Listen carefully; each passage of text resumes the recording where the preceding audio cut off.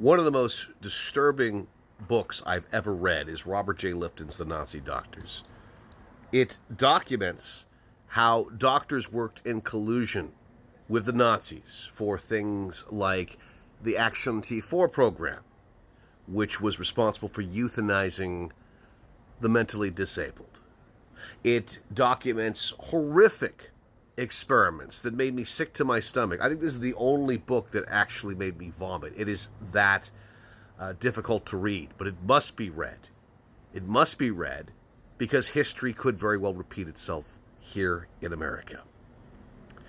Ask yourself why the Republicans under Mango Mussolini would want to get rid of so much Medicaid, so much health care, particularly in rural hospitals.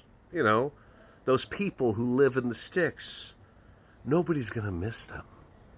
Just as nobody's going to miss migrants if we have ICE swoop in and start ripping them from their families and denying them due process and putting them into alligator Alcatraz, where, well, we can run all sorts of experiments on these schlubs who we unconstitutionally rip from their families. Nobody's going to fucking miss them.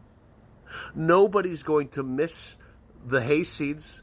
And these stupid fuckers even had the temerity to vote for us. Can you believe that?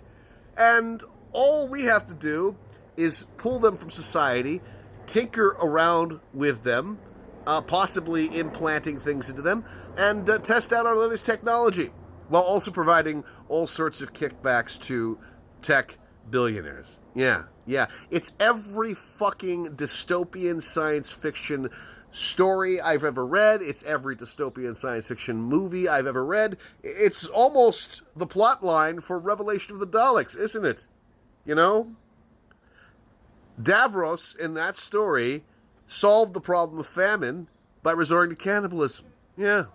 And didn't think a single fucking second of doubt about that.